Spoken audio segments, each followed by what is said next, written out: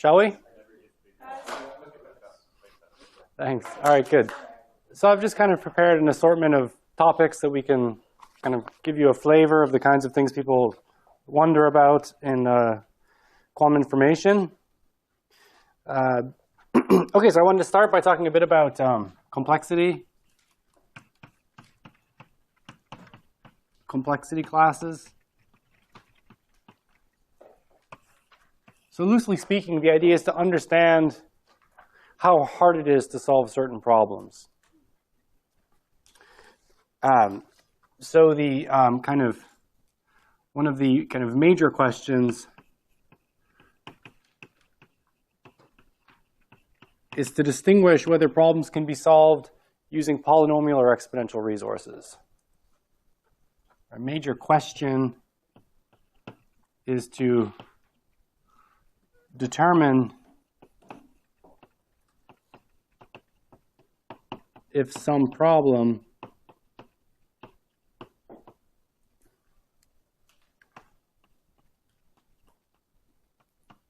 requires resources that grow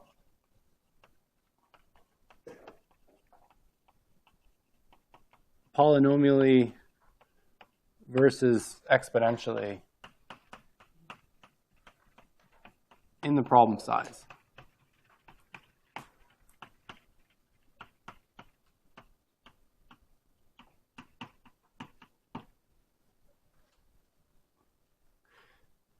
So an example, which we'll come back to, is finding the prime factors of a large number.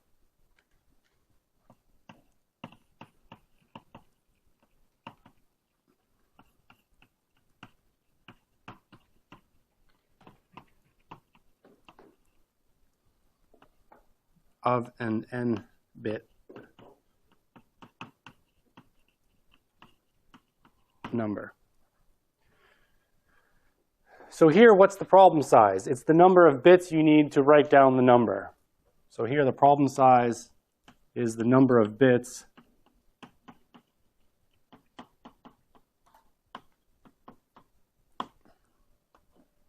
needed to specify the input.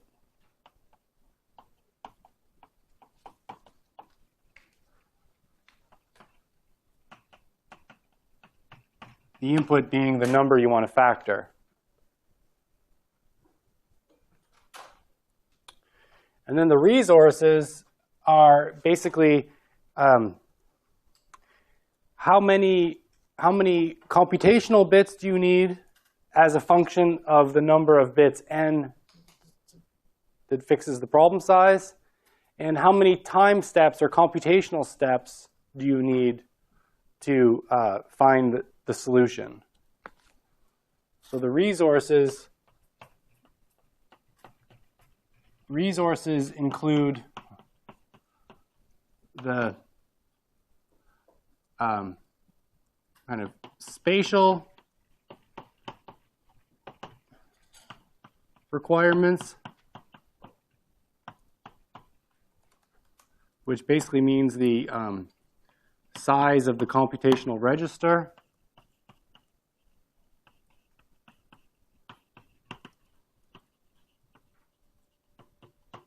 Needed to solve the problem, and the time requirement,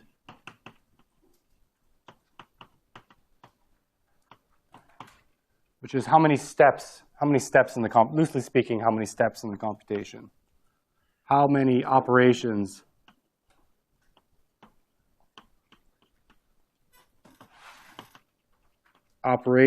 are required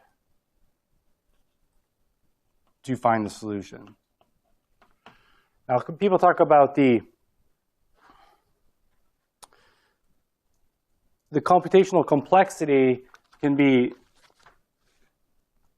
there's a subtlety here where you distinguish between operations in parallel versus not in parallel. So if I have, n classical bits and I have to do n operations to solve the problem, then the complexity is n, which is linear in the problem size. But the depth of the circuit, so the amount of time it takes to execute the circuit, can be much shorter than n. So for example, if I can do all the operations in parallel, then if I'm doing n operations in parallel, the complexity is n operations, but the depth is 1, because it's just a single time step, problem solved, just as a trivial example. So the point is the number of operations and the time can be unrelated because of parallelization. Okay, so in computing science, there's this, Scott Aronson calls it the complexity zoo. So there's this enormous number of distinctions you can make on characterizing the complexity it takes to solve a problem. We're just going to look at 2 or 3 important categories of problems.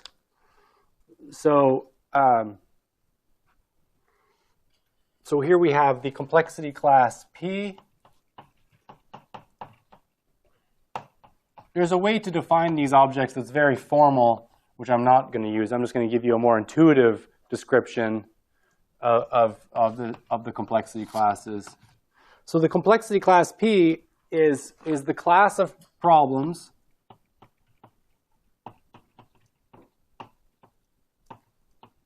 that can be solved in polynomial time and polynomial space.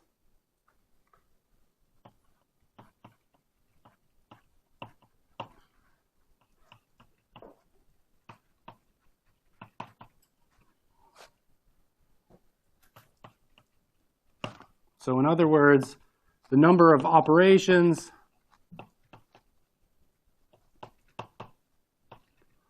goes as order n to the k for some k.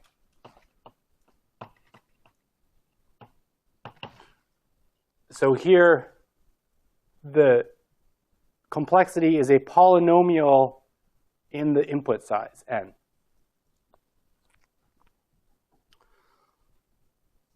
By a Turing machine.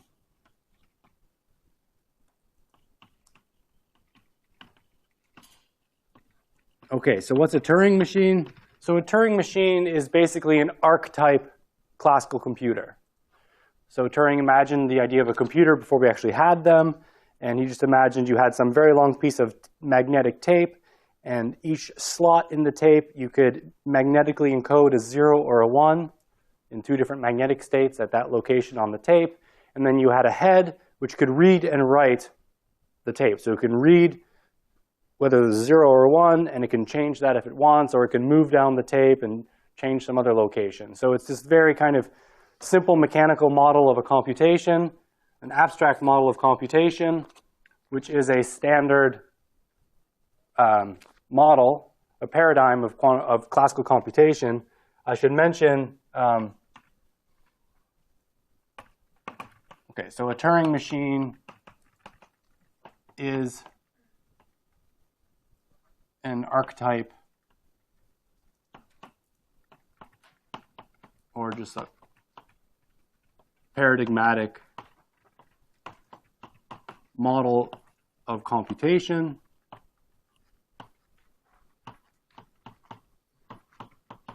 It doesn't really matter what it is because of something called the strong Church-Turing thesis. So the strong Church-Turing thesis, which we now believe to be false because of quantum computers. But so the strong Church-Turing thesis is that any other model of computation for solving a problem, if a Turing machine can solve a problem in polynomial time, whatever the complexity of solving the problem on the Turing machine is, any other model of a computer would have only polynomial overhead relative to it. So basically what it's saying is, with respect to this distinction between exponential and polynomial, all computers are the same. So you can't have one model of computer that would solve the problem in exponential time, and then you change the model and the problem becomes solvable in polynomial time. So it's a thesis, it's a hypothesis that all models of computation are polynomially equivalent. So the way to say this formally is that any model of computation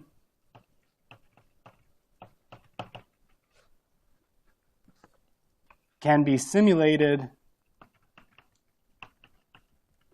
by a Turing machine, can be simulated on a possibly probabilistic Turing machine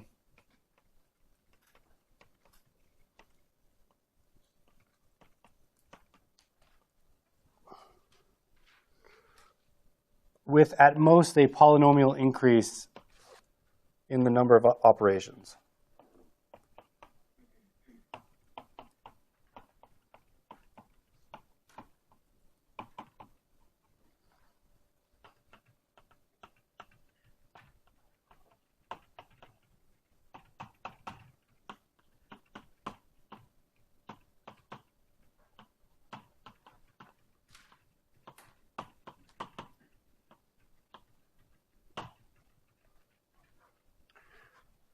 Okay, so let me just remark that if quantum computers offer an exponential speedup, then this is false. So just, yeah? We hope this is false.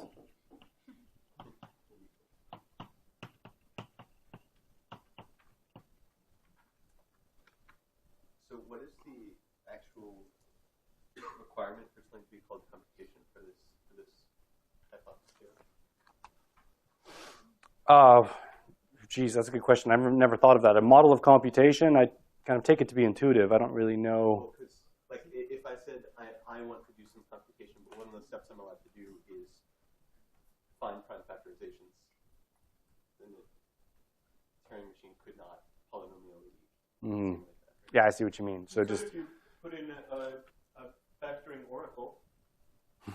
Yeah, no. So the question is basically we can trivially prove this false by creating a computer, one of whose elementary operations is just the entire factoring algorithm. Take that as an element. Okay, I probably. But the point is, what other machines can a Turing machine simulate? So.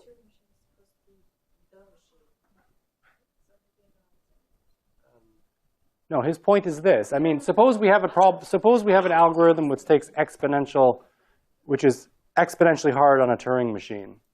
So the number of elementary Turing operations is exponential in the problem size. Now define another computer who has defined its elementary operation as the operation that factors a number of size 10 to the 10 in a single step. Then clearly this is false. So there must be some reasonable way to constrain the model. Probably some requirement of universality or something like that. But yeah, it's a good question. I should know the answer, but I don't. I'm sure there's some way to define the model of computation to avoid that.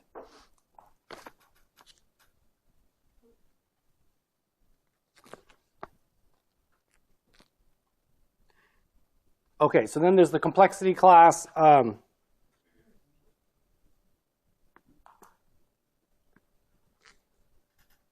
And I've added the word probabilistic here because it turns out that if you add randomness as a resource to your classical computer, so your computer has the ability to flip a coin, then that actually buys you an advantage for some problems. So that's why we allow the Turing machine to have access to we consider that to be a free resource, randomness. And when you're actually comparing quantum mechanics with classical computing, it's natural to allow the classical computer to have randomness. Yeah, so we generalize them all to a probabilistic model. So next I want to tell you about the complexity class NP.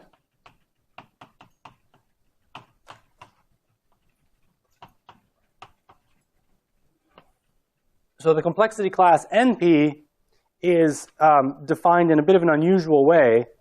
It's the set of problems where you can verify a candidate solution in polynomial time. So loosely speaking,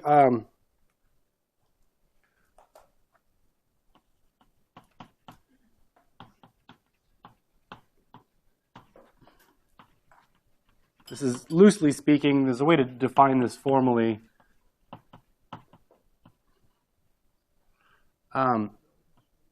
for which the solution,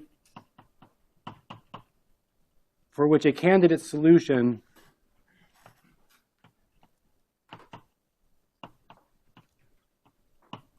can be verified in polynomial time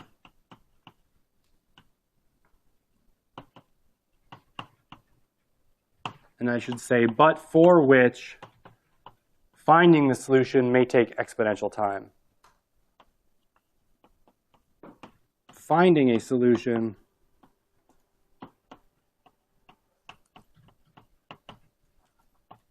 may take either exponential or polynomial time.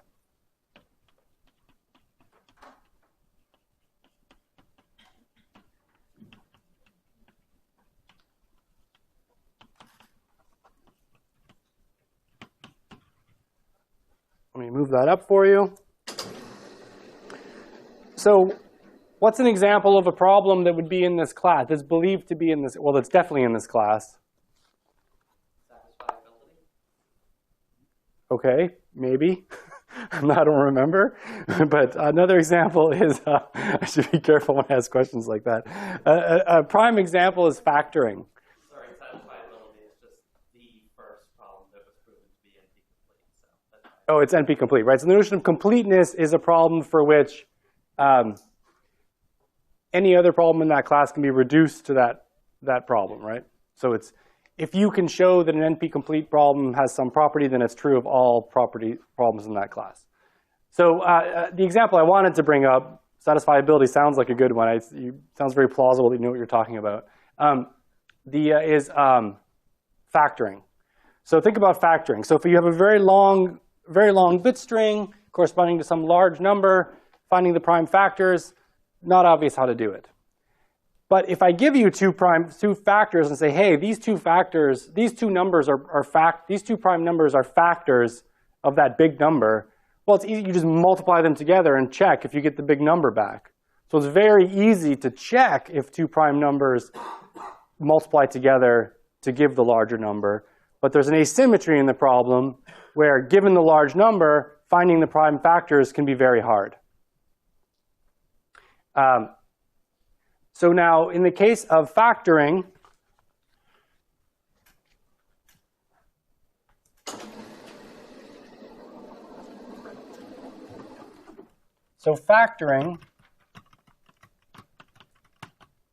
is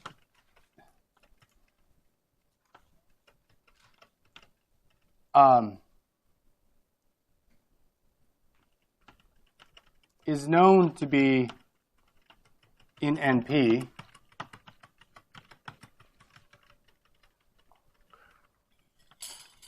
but it is not known whether it's also in P.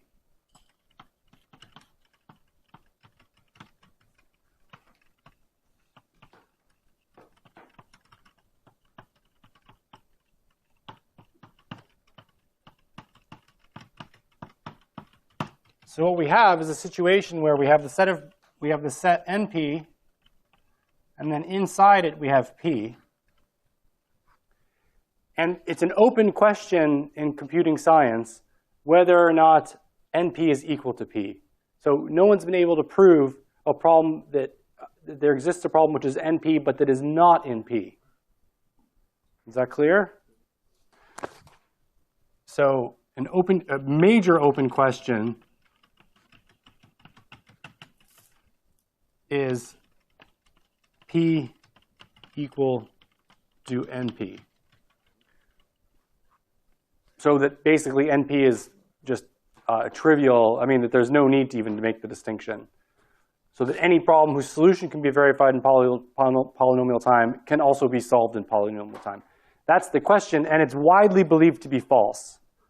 So it's generally accepted or widely believed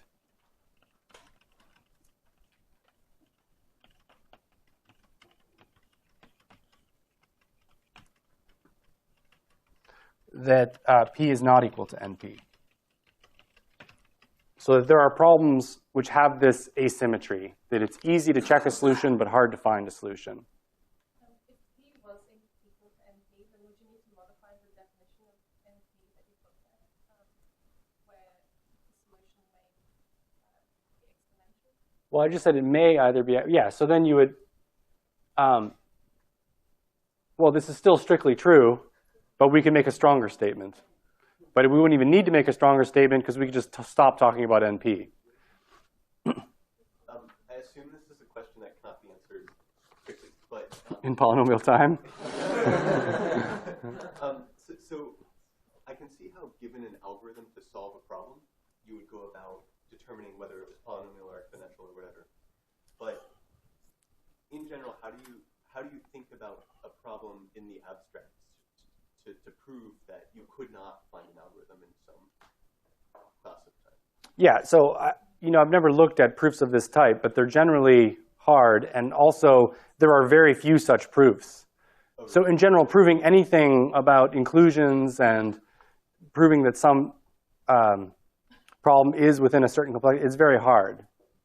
But there are a few instances. I guess we heard about SAT is provably NP complete, which means that if you could prove that satisfiability had a polynomial solution, then that means any other problem in NP would also have a polynomial solution, things like that, right?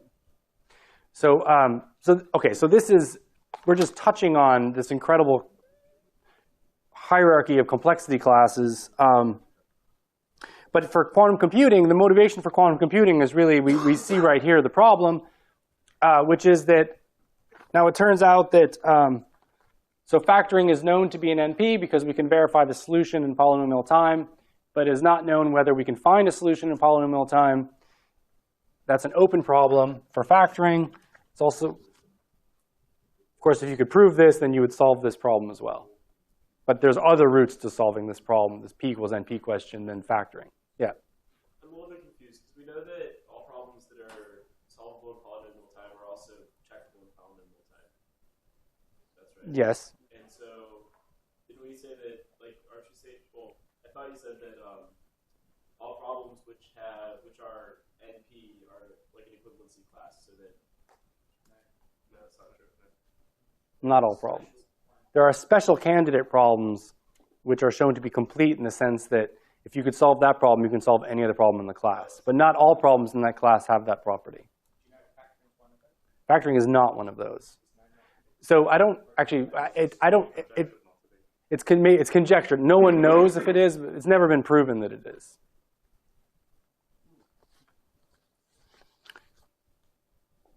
Okay, so then the next thing I want to tell you about is the class BPP.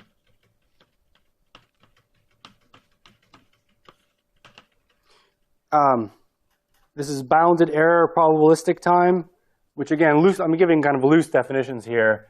This is, and I'll write it loosely, the set of problems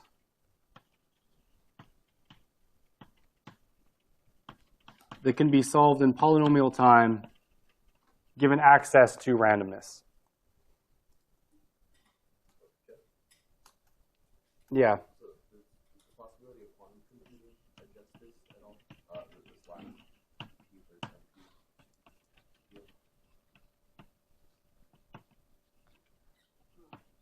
It is a classical question. Yeah. The question, like, if something belongs to pure NP based on criteria for solving them with classical computing. Okay. But if you allow for quantum computing, does that? Well, quantum computing breaks the strong Church-Turing thesis. Our physical model of computation is no longer universal in the sense that it can actually cross this exponential polynomial boundary. So generally speaking, BPP is considered the classical analog of BQP, which is the class of problems that can be solved in polynomial time on a quantum computer.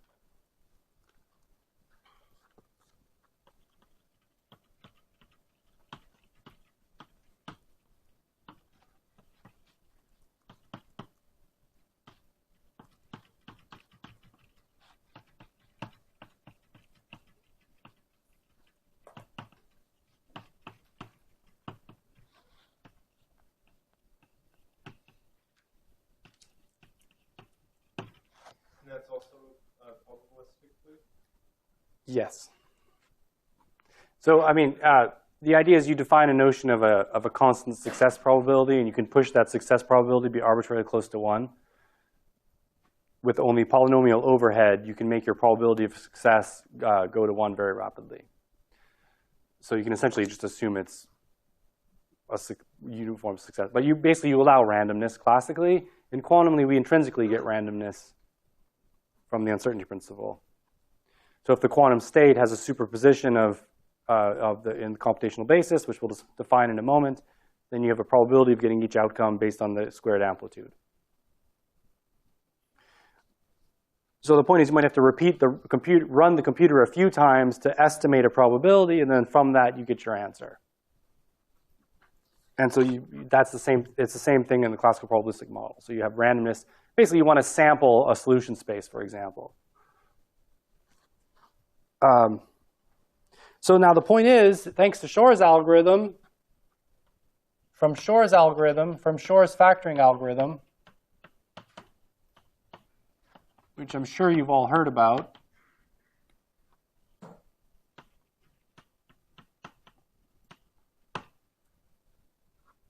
we know that factoring is in BQP.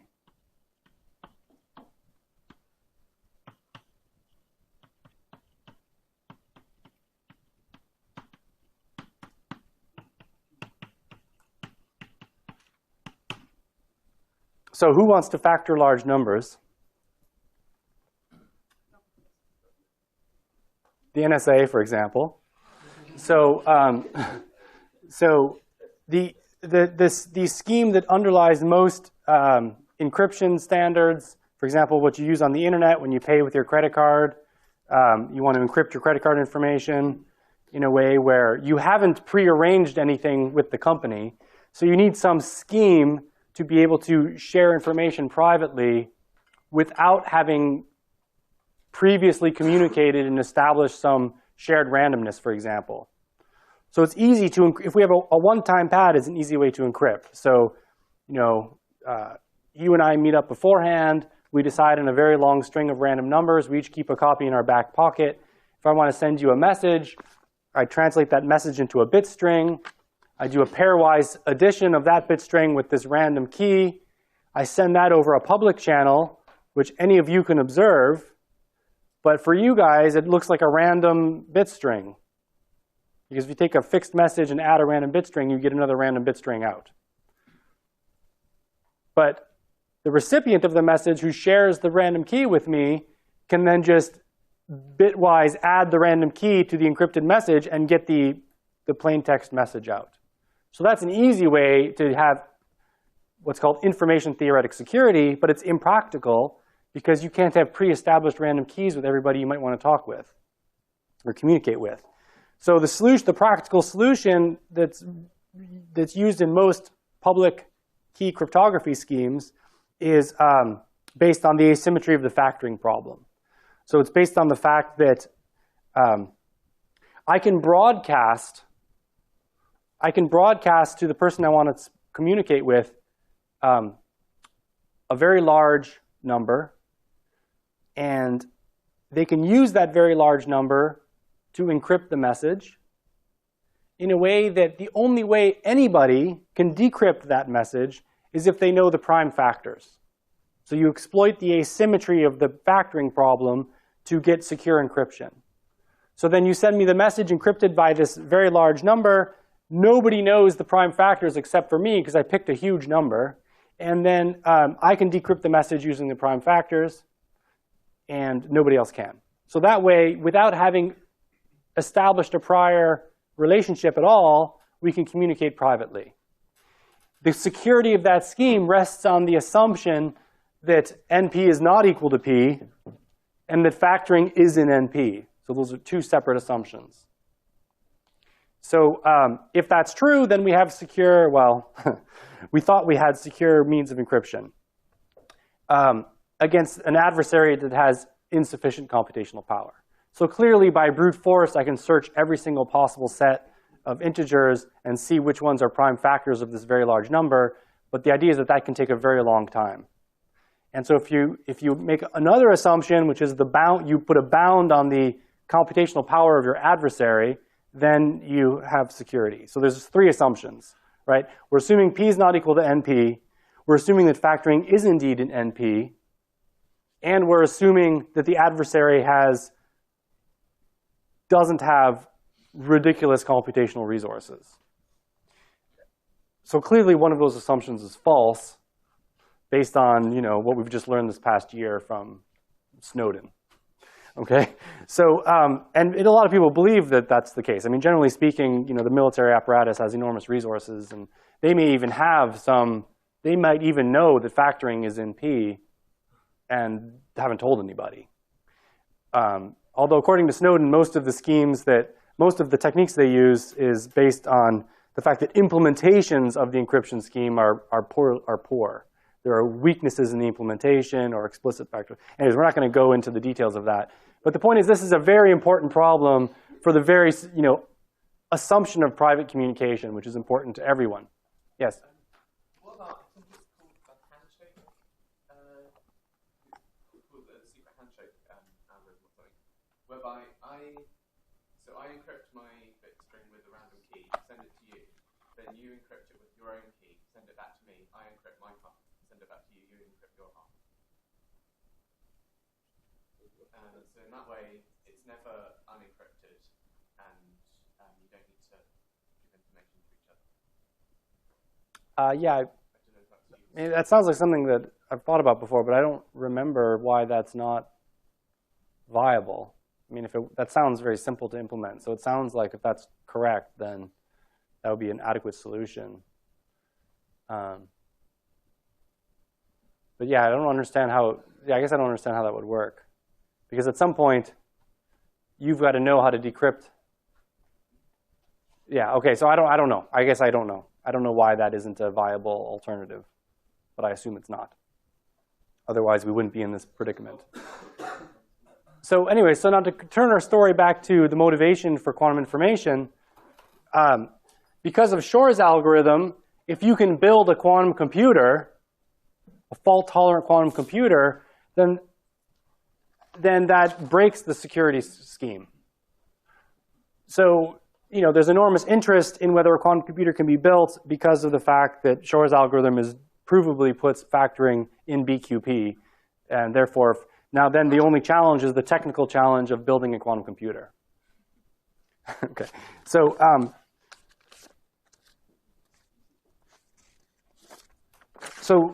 basically, a quantum computer offers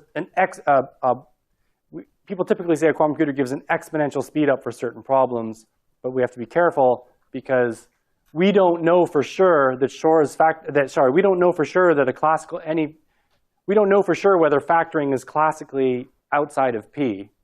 But if we assume that factoring is outside of P, then quantum computers give an exponential speed up. And there are certain what are called oracle problems where a quantum computer is provably exponentially stronger than a classical computer. But for real-world problems, that exponential speedup rests on the assumption that there are, in fact, exponentially hard problems classically, problems that are in NP. Okay, so that's the kind of the paradigm for that. And then I should mention also the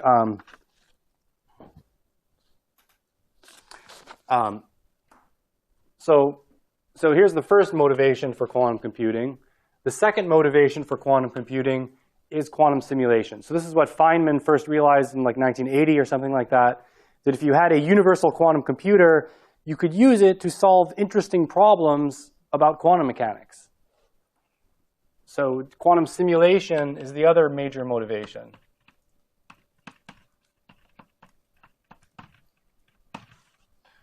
So typically, if I have some many-body system, a condensed matter system, or maybe a complicated molecule I'm interested in studying from a biochemical point of view, then typically, if that system has, so consider a quantum system comprised of n d-dimensional subsystems, particles.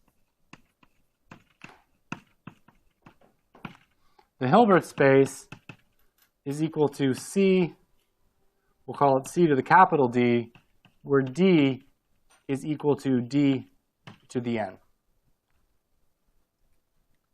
So the Hilbert space of my full quantum system grows exponentially with the number of subsystems. So think of the subsystem as, you know, a bunch of particles on a lattice that interact. So if I have n sites on the lattice and each site has d dimensions, then I have this exponentially large Hilbert space. So that means that my unitary transformation is a linear operator on this huge space. And if I wanted to classically simulate this, then I very quickly realized that as n gets big, I don't even have the RAM capacity in the memory of my computer to store all of the information I need to simulate this system. So the idea is that classical simulation,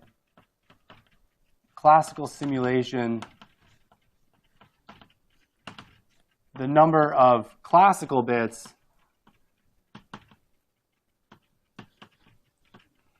grows exponentially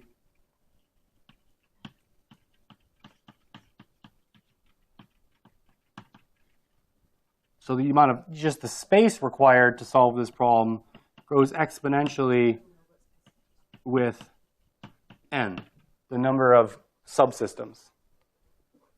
So this means this is why it's hard to just, you know, throw a complicated many-body problem onto a classical computer and discover everything you want to know about it. Because it's an exponential. So in practice, people can, like if you think about systems of qubits or two-level systems, like if you have a lattice of spin-half particles and they're all interacting and you want to explore how the dynamics occur for that n set of spin-half particles, then for, you know, modern-day computers, you can typically go up to n equals 20 or 25. So you can have 20 or 25 spin-half systems. But if you have 100 spin-half systems, it's just not feasible to classically compute what's happening in that physical quantum system. Yeah. The dimension d, if that's the tensor product of n d-dimensional or little d-dimensional systems, so should that be nd? No? Right, but it's c to the d tensor, c to the d dot dot dot. C to the d, c to the d, c to the d, c to the d, Right, yeah. Okay, yeah. n times. All right, gotcha. Okay, so the idea is then a quantum computer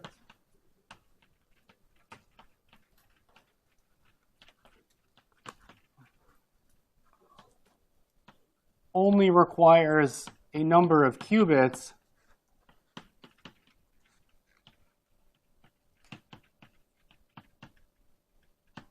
that grows linearly with the number of subsystems.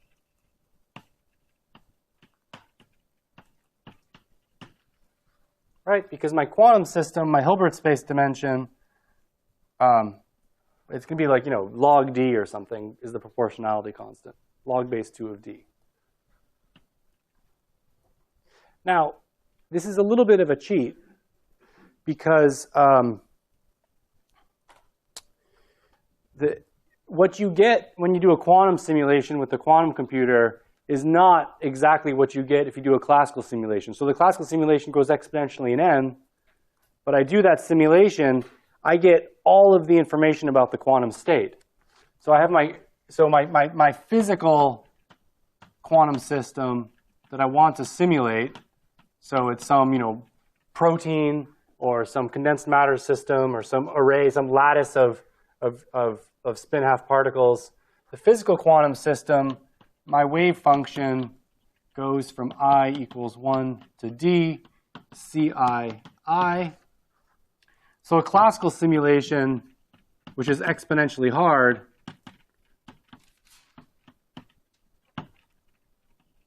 gives me up to some digits of precision, up to some fixed precision,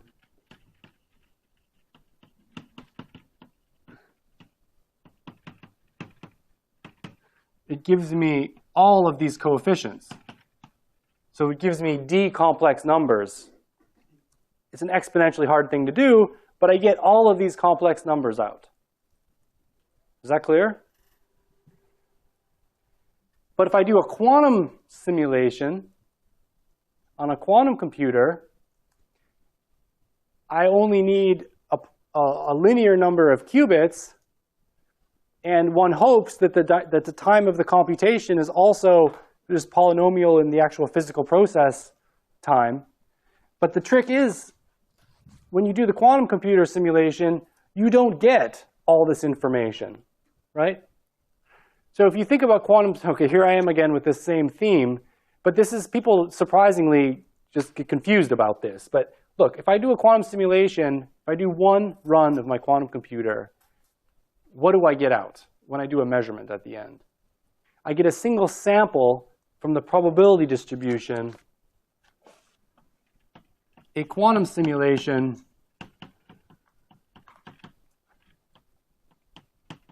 gives me a random sample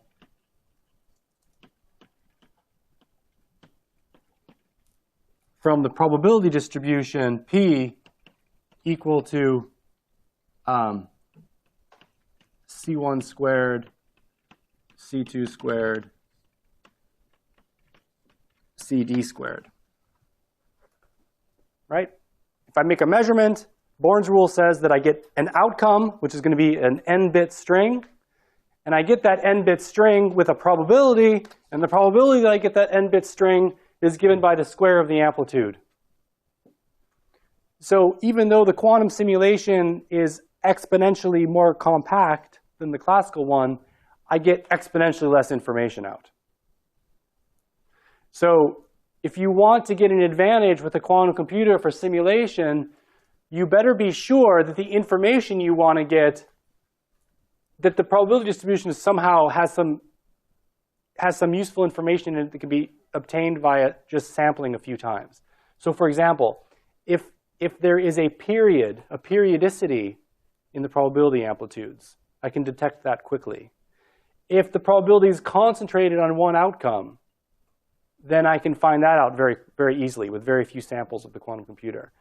But if you're not promised that there's some interesting structure in the output, then you have no promise that the quantum simulation is going to be of any use. Because you might have to repeat the quantum simulation an exponential number of times in order to estimate these probabilities well enough to learn what you wanted to know about the system you were simulating. So that's a subtlety which is surprisingly not appreciated universally. Yeah. This is like saying, I prepare one, but you typically would do this on, you can do this on an ensemble, which is done in parallel, and do the measurement from the ensemble and get the probability distribution all at once. But the classical computer, you couldn't really, run the same thing in parallel. So I'm saying you could do the same operations on an ensemble rather than doing them one by one. Yeah, but that's a resource. So if you're telling me I have 1 million copies of the quantum computer and I can solve the problem by just running each of those once, well, that's kind of, I'm comparing apples and oranges. I'm comparing 1 million quantum computers to one classical computer. That's not really fair. So, and I'll flog the dead horse here. But look, the point is, it's obvious that you have this problem if you think about quantum states as states of incomplete knowledge. It's when you start thinking about quantum states as physical objects, you start thinking that these coefficients are physical properties of my quantum state, therefore they're somehow immediately accessible. But they're not accessible because they're informational properties, they're not physical properties. So people just naively don't recognize this distinction. And again, I think it's because of just a naive understanding of quantum mechanics conceptually. Yeah. I don't understand that distinction. If you thought of this your state as being an actual physical thing. Still, when you do your measurement at the end, you only get out one of the eigenstates, right? That's right. So why can't you think of it as a physical state? The point is the physical thing is the bit string you get out, 0, 1, 1, 0, 0, 0, 0. That's the outcome. That's the k. Remember our Born rule, the probability of outcome k is equal to the trace of rho against the projector onto the eigenstate k, right? Yeah. So what's physical is k with the pointer position. But these coefficients, ci, which are complex numbers, you don't get those out at the end of the computation. Right. You have to estimate them by repeating the experiment a sufficient number of times that you get an estimate of this probability. And in fact, you don't get the phase factor either. You just get the amplitude squared, right? So the point is, but if I do a classical simulation, sure, there's an exponential overhead in the size of the computer relative to the size of the system I'm simulating. But when I do that one calculation, I get all d of these complex numbers up to some fixed precision on one run. Because these are encoded, each of these is encoded in some bit string, which represents the finite precision of that complex number. So, I mean, this is an important conceptual distinction. So what's needed the hard part of showing that quantum simulation buys you an exponential advantage is figuring out ways to make sure that the information you're trying to find out about is somehow accessible through efficient sampling schemes. And so Shor's algorithm does that. So Shor's algorithm, you end up sampling this, but then you see a periodicity in which bit strings pop up. And that tells you something about the prime factors. Emily? What if the coefficients are only informational? What is it that we're trying to simulate and find out about? Well, that's the question. So you have to decide, what is it about this complex quantum many-body system that I want to know, right? But what is it, like, if the amplitudes are not features of the physical system, what are we simulating? Whether or not they're physical, they do evolve in a certain way, right? You want to have the ground state of anybody having done it. Yeah, but like, sorry, it's the whole conceptual. But I see what you're getting at. And I'm sure there's a very good answer to that, and I'd probably just have to think for a second to come up with it. So here, discuss amongst yourselves. The amplitudes and not just amplitude squares are interesting if you want information about what the system does in the different cases, which also says that you can get information about the amplitudes by measuring your qubits in a different phases. But how can So you get information about the amplitudes if the amplitudes just are information? Isn't it something that you take yourself to be finding out about? Well, here's the thing. So consider the problem of Anderson localization. So Anderson localization is a really neat phenomena. You basically have some lattice. So you imagine some, say, cubic lattice as a simple example. And then the point is you have some inhomogeneity in the nuclei at each lattice site, so that if you have an electron moving around on this lattice, it sees random potential strengths at each lattice site. So classically, that problem would correspond to you drop an electron on the lattice, it would diffuse with the typical diffusion constant. Just if it's an infinite lattice, it will just diffuse infinitely. So your probability distribution classically of where you find the electron would just keep growing, in the usual way. Random processes grow. It's what square root of the width of the probability distribution grows as the square root of the number of time steps, something like that. There's a quantum phenomena discovered by Anderson called Anderson localization, for which he won the Nobel Prize. And that's that in the quantum setting, if I drop an electron on this lattice and treat the problem quantum mechanically, what happens is it diffuses classically until it reaches some length scale at which it just stops diffusing. So the probability distribution of the electron stays localized essentially about the point where it started. And if you just let time evolve, it just stays there. It won't go further away. But classically, it would just keep diffusing. So this is a true quantum phenomena with no classical analog. And that would be a problem. You'd say, well, I want to find out what's the localization length for this lattice. So if I do it on a quantum computer, I would find that I would get a probability distribution over lattice sites, over site I. And after, for some time greater than the localization time scale, what I'll find is that the distribution is localized with some width called the localization length over lattice sites. I'm treating it as one-dimensional here, but it would be like a two-dimensional probability distribution, say, for a two-dimensional lattice. But classically, this distribution would increase without bound as t increases, and this would be true. So for all t greater than the localization timescale, you get this localization length. So if I did this on a quantum computer, and I evolved for a time greater than t localization, now I can sample this probability distribution, which is information, and what I'd be able to estimate the width of that probability distribution with very few samples, is the idea. But classically, I'd have to do an exponentially hard computation to figure out what this localization length is. So I agree that while this isn't kind of an airtight illustration of how the information corresponds to the physics, it's an example of how sampling can be done in a way that you get useful information about a physical property of the system from the probability distribution of where the electron might be. So the information here is how localized is the electron's wave function. How does the electron get localized? How does information make the electron be localized? The Bohmian potential. That's the answer. I don't think there's a good answer to that question. I don't think people really know how to answer that question. So do you think there is no answer, or we just don't know what the answer is? Well, I'm not an expert on this topic. I mean, I just know a little bit about it. But I think that once we understand quantum mechanics, we will have a good answer to that question. Okay, good. So, so now I've kind of given you the cheerleading story for why we want a quantum computer. So now let me tell you a little bit about the mechanics of what a quantum computer is.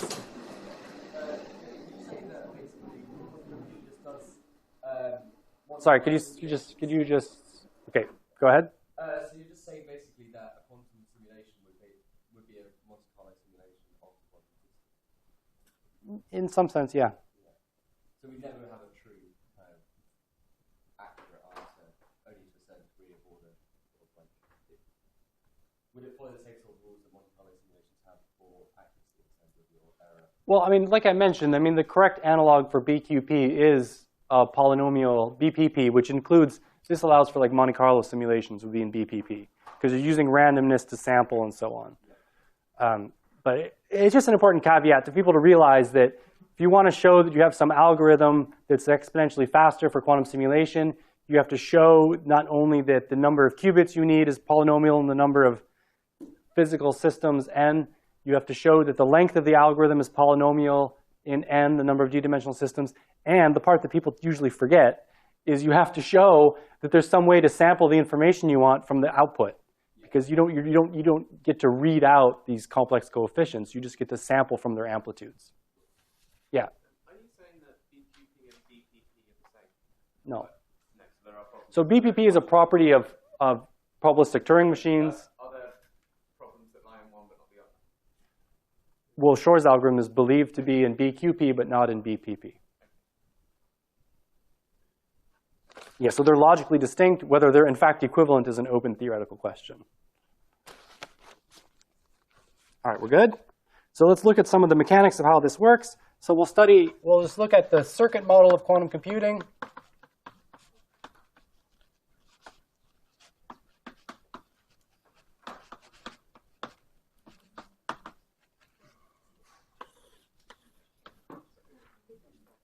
Was there a question there? Or just, okay.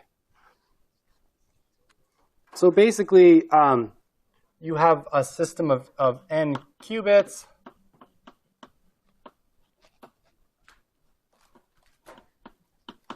Where each qubit, a qubit is a two-level system.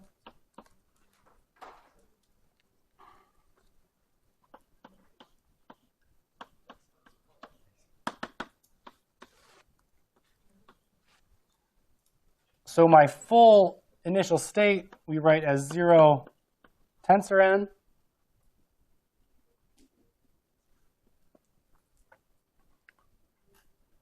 And so the full Hilbert space, the quantum computer, I guess the state the state of the quantum computer is an element of C2 to the n. And then we break down the computation into a series of gates. So we'll call this gate U1, and then we'll do another gate U2, and then we can do another gate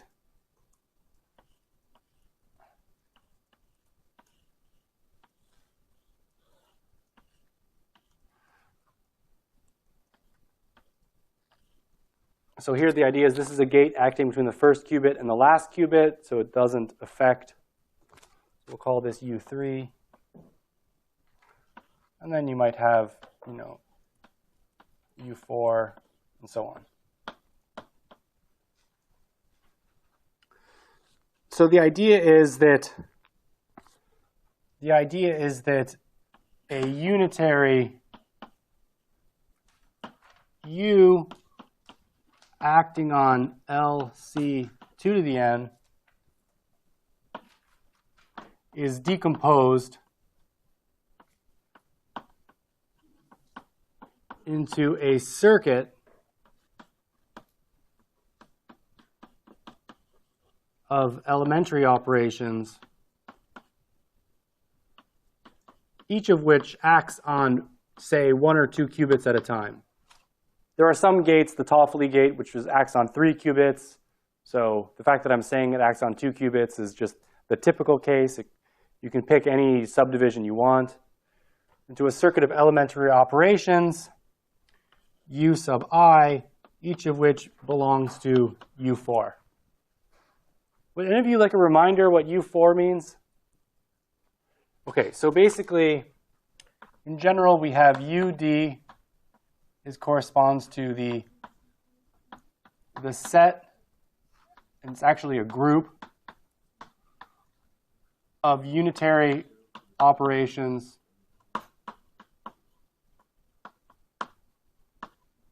acting on CD.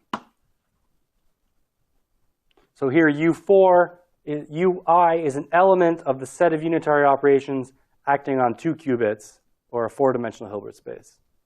So our overall circuit, consisting of the full unitary, that's a unitary in, I can also write this as U in UD, U2 to the n.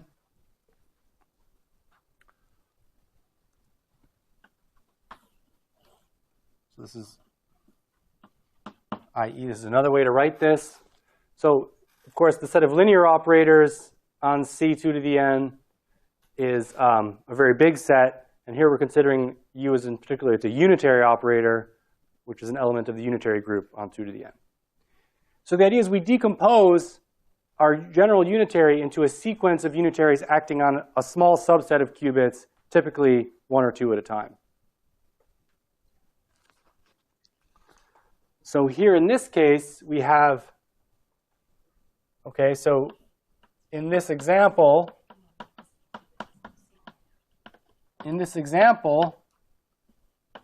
U1 acts on, is an element of U2. U2 is an element of U4.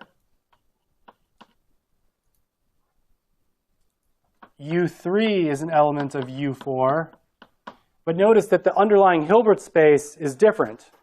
So in this case, it's the Hilbert space of the first 2 qubits. And in the case of U3, it's the Hilbert space of the first and the last qubit.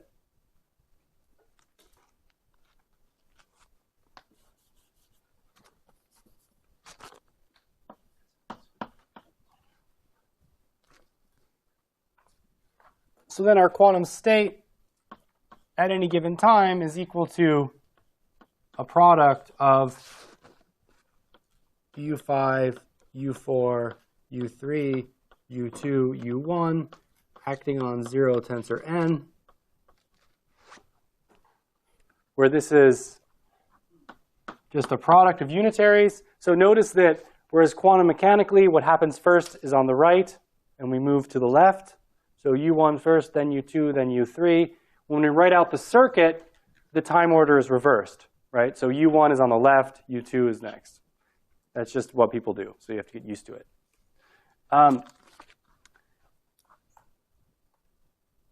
The other thing I want to mention is that what am I suppressing in this notation? Tensor products, right? So really what this means is, so U1, what that actually means in this is, let's put the first qubit on the left of our tensor product. So this is actually U1 tensor identity, tensor identity, tensor identity. U2 is equal to, so here there are n minus 1 of these. U2 is equal to U2 tensor identity, tensor identity, tensor identity. And how many identities are in this one? N minus 2, perfect. And then okay, I'm not doing U3. U4 is equal to identity cross U4. I should probably put a prime on here or something. Tensor identity,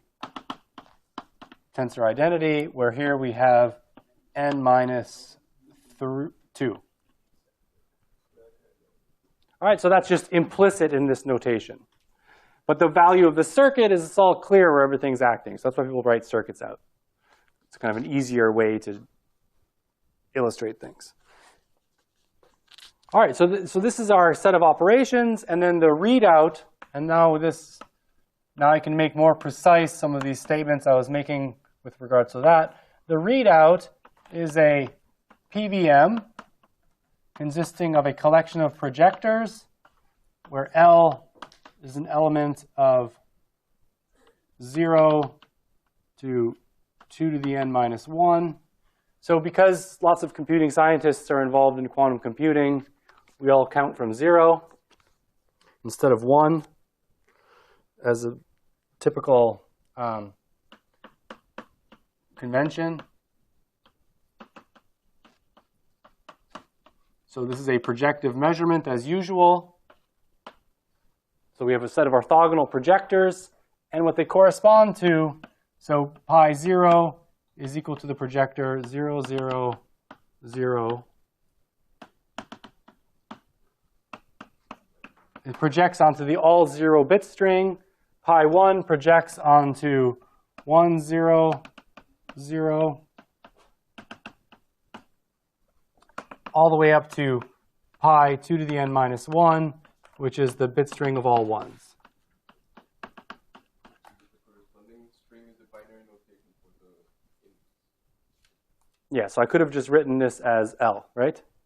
So in other words, pi L is equal to L, where L is an element of a bit strings of length n. This is equal to bit strings, bit.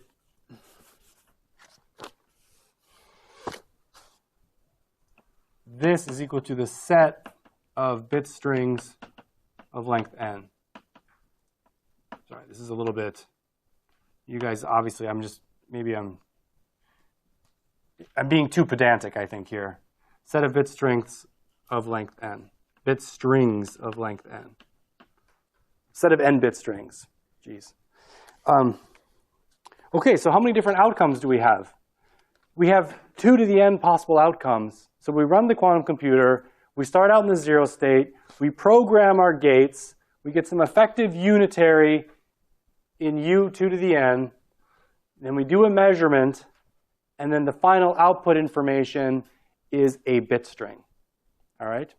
So that was now it should be clear what I was talking about here. What you generally want to know is these complex numbers, Ci. That tells you about the quantum state, which is your state of knowledge. Okay? But what you actually get is just some bit string, which is a sample from this probability distribution. So if you want to estimate these quantities, Ci, you need to repeat the quantum computation many times and estimate the probabilities. And that can be hard. Yeah. So how is it a state of knowledge if you don't know it? It's a state of incomplete knowledge. But it's not even a state of incomplete knowledge. You don't know that things look at either. That's a very good question. You're really picking at the thread. You're picking at a thread there. No, I mean, that's a very good question. No, it's great. It's great. But I mean, I'm sure there is a good answer to that, and I'm sure I should know it. I need a pithy response to that. Whose knowledge, right? That's the. It's your knowledge. The person that did these operations, any person that knows what operations were performed, their knowledge about the quantum computer is that the quantum state encodes their knowledge. The person who programmed that sequence of unitaries. That's who. Then you wouldn't need the quantum computer if you already knew the state. No, I don't know the coefficients. It's this unknown probability distribution, right? Yeah, but anybody who has this distribution is by definition not going to do it, right? No.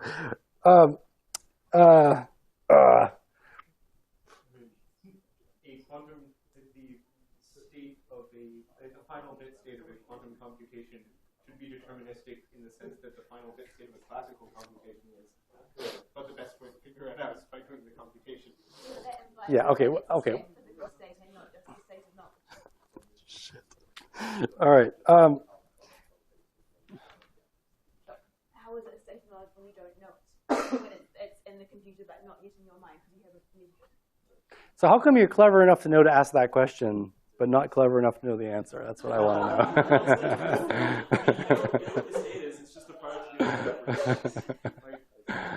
No, that's an excellent. That's a very deep question. Very deep. But let me just set it aside. Save it for Lucian or Rob. That's your next group meeting, which is later today.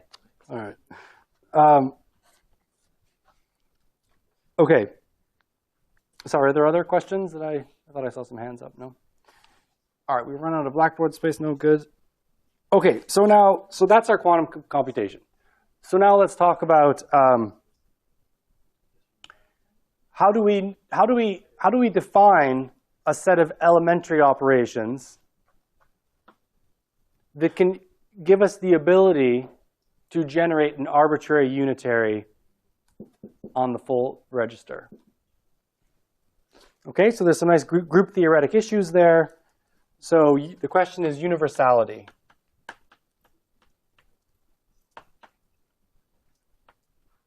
So you want a set of operations, elementary operations on 1 or 2 qubits at a time, which can generate an arbitrary unitary in the unitary group acting on the n qubits. Okay, so we want to realize any u in the unitary group. So the idea is the way to say this is we want a universal set of elementary gates.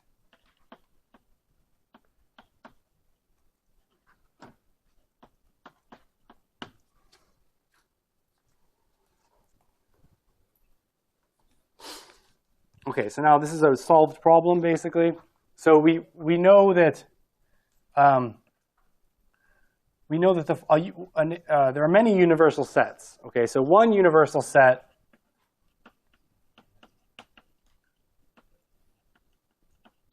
is the following. I allow arbitrary unitaries in U2, so arbitrary rotations of a single qubit on each qubit.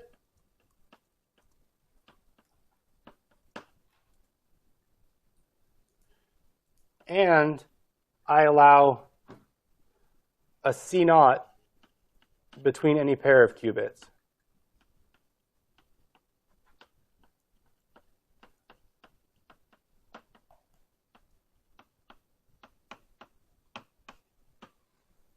Okay, what's a C0? So the C0 is an element of U4. And in particular, in the computational basis, the C0 has a matrix representation, which is 1, 1.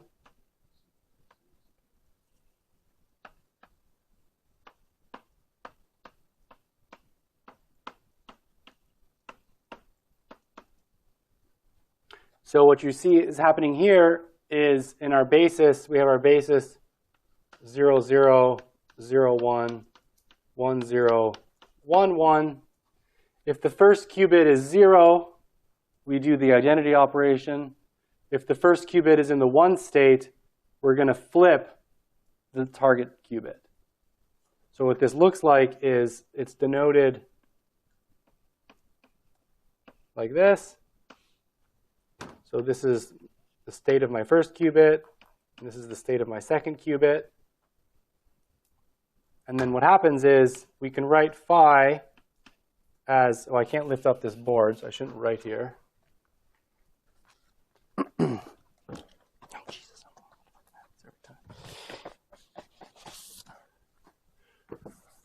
I forgot I was mic'd up there.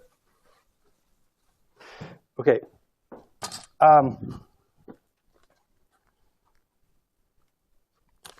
do I want to write out? Right. So let phi equal alpha 0 plus beta 1.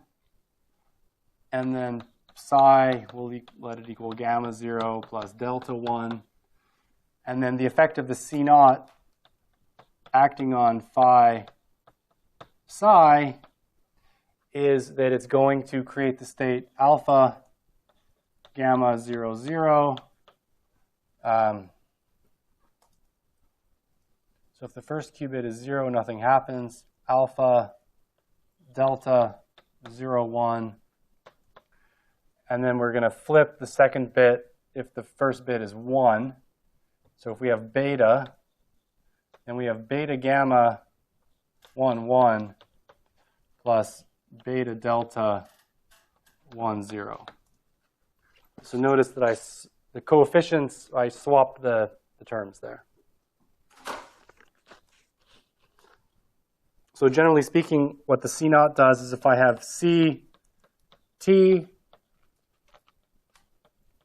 what the C0 does is it takes me to CT plus C, where this is addition modulo 2. Here, C and T are just bits.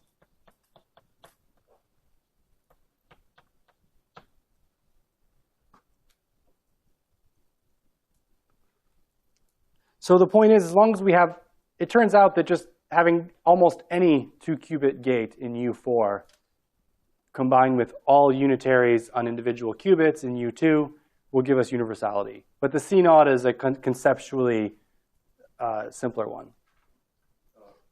Yeah? One thing, the notation with the O plus is the 0, 0, 0 plus, 0 plus 0 is 1.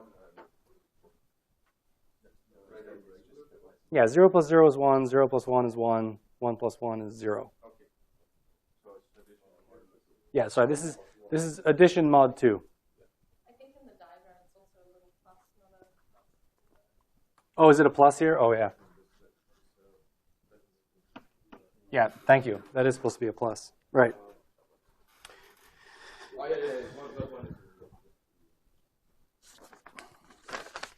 Okay, so this is fine, but traditionally in computation you have a discrete set of gates. So what you really want is a discrete set.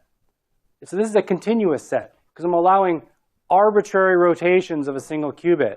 So an arbitrary rotation of a single qubit will be parameterized by 2 angles, which are real numbers. And so it's hard to program that. So you want a discrete set of gates.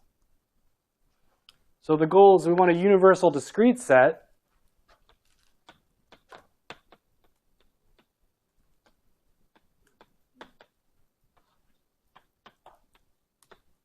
Finite.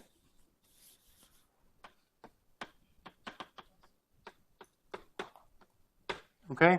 And so now, you guys say, well, that's impossible. And of course, it is impossible. But the idea is that we can find a finite set of gates which can get us epsilon close to any unitary with some small overhead.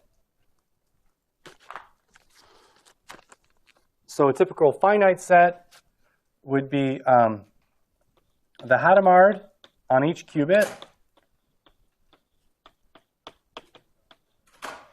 the phase gate on each qubit, the pi over 8 on each qubit,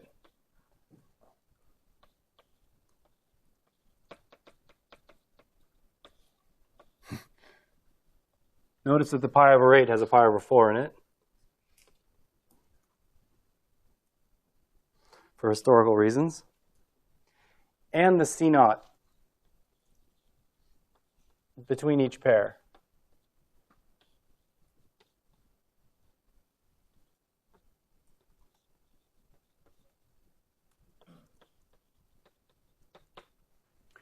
And then there's this result called the Solovay-Kitaev theorem.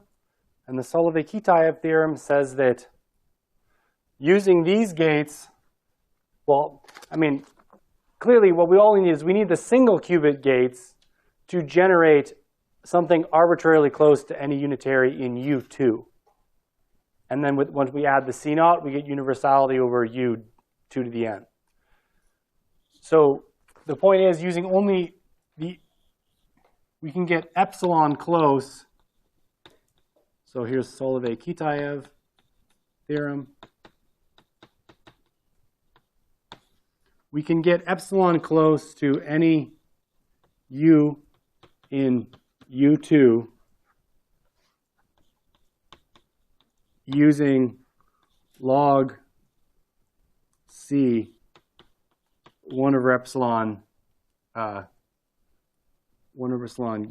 gates from this set.